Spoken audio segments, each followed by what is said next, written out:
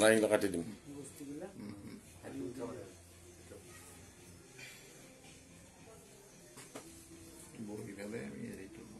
আমাৰ মতে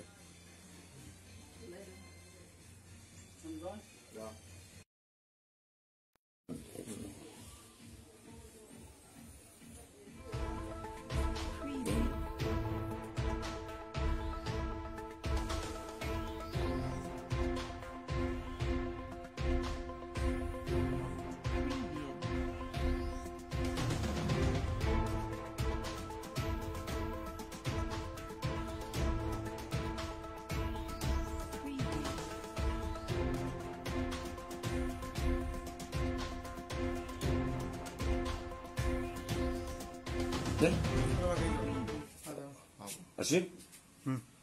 নমস্কাৰ তোমাৰ নামটো মোৰ নাম শ্ৰী ঋতুলকৰ আজি তুমি যিটো গৌৰৱ কৰি আনিবলৈ সক্ষম হৈছা বা যিটো তুমি কষ্ট কৰি যিটো তুমি সুখ্যাতি অৰ্জন কৰিবলৈ সক্ষম হৈছা কোৱাচোন অলপ তোমাৰ মুখৰ পৰা শুনো হয় নমস্কাৰ মই সদ্য ঘোষিত নিট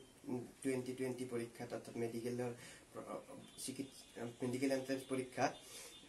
অসমৰ ভিতৰত দ্বিতীয় স্থান তথা ভাৰতৰ ভিতৰত 1088 নম্বৰ স্থান লাভ কৰিবলৈ সক্ষম হৈছো আৰু ইয়াৰ গুৰতে মই সমূহ মোৰ মা দেউতাৰ লগতে সমূহ শুভাকাংক্ষী ইয়াৰ ৰাইজক অভিনন্দন জ্ঞাপন কৰিছো তেওঁলোকৰ সহায় সহযোগিতা আৰু আশীৰ্বাদৰ বাবে মোৰ লগতে তেওঁলোকো এই সফলতাত সমভাগী আৰু লগতে মই ভাবো যে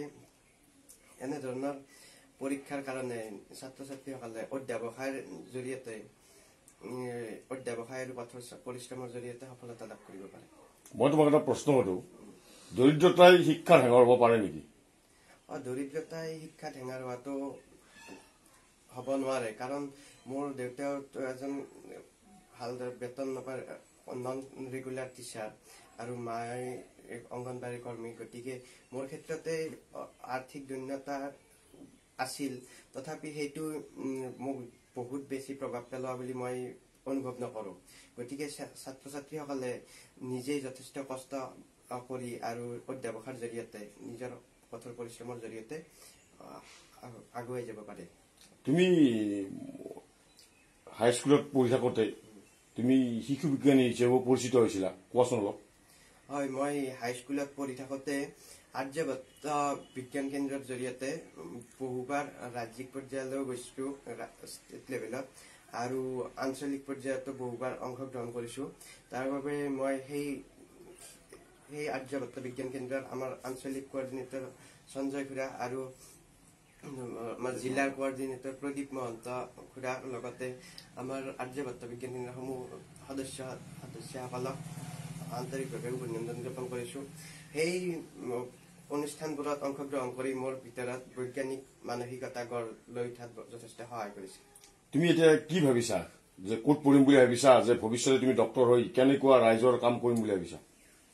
হয় এতিয়া এডমিশনৰ ক্ষেত্ৰত ক'ত ভালদৰে মিলে সেইটো চাবলগীয়া আছে কাৰণ বৰ্তমান ৰিজাল্টটো ৰিলিজ হৈছে গতিকে কলেজবোৰ ঠিক হোৱা নাই বাকী এনে MBBS হোৱাৰ পিছত মই ৰাইজৰ সেৱা কৰিম বুলি ভাবো নিজৰ গাঁওখনলৈ মনত পৰিবনে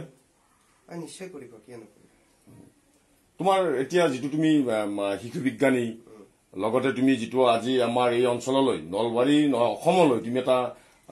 সুনাম কৰিবলৈ সক্ষম হৈছা বা এটা সুবিধা পাইছা এই ক্ষেত্ৰত তোমাৰ অনুভৱ কেনেকুৱা লাগিছে হয় আজি মই যথেষ্ট সুখী কাৰণ মই ইয়াৰ বাবে যথেষ্ট কষ্ট কৰিবলগীয়া হৈছিল আৰু এনে ধৰণৰ ৰিজাল্ট পোৱাৰ বাবে মই ভাবো মোৰ সেই কষ্টবোৰ সফল হৈছে এই ক্ষেত্ৰত মা দেউতাৰ অৰিহণা কিমান তেওঁলোকে যথেষ্ট অৰিহণা যোগাইছে কাৰণ তেওঁলোকে মোক পঢ়া শুনাৰ ক্ষেত্ৰত কোনো কষ্ট নোহোৱাকৈ কষ্ট হ'বলৈ দিয়া নাছিল তেওঁলোকে মই ৰাতিলৈ পঢ়িলেও ৰখি আছিল আৰু গতিকে তেওঁলোকৰ ক্ষেত্ৰত অৰিহণা থাকিবই সেইটো বৰ্ণনা কৰি শেষ কৰিব নোৱাৰে এই ক্ষেত্ৰত তুমি তোমাৰ যিটো আজি এই উন্নতিৰ যিটো জখলা এই জখলাত তোমাৰ বগাওতে তুমি বিশেষকৈ কাৰ নাম লবা যে মোৰ এইখিনি ক্ষেত্ৰত প্ৰথমে তুমি কাক স্মৰণ কৰিবা হয় এই সফলতাবোৰ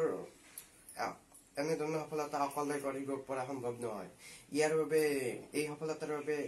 মোৰ মা দেউতাক প্ৰথমে স্মৰণ কৰিব লাগিব। কিন্তু এনে নহয় যে তেওঁলোকে সকলো কৰিছে মই কাৰণে। গতিকে ইয়াত সমূহ ৰাইজৰ বা আমাৰ শিক্ষক শিক্ষয়িত্ৰী সকলোৰে অৰিহণা আছে। গতিকে ইয়াত যদি কোনজন ব্যক্তিয়ে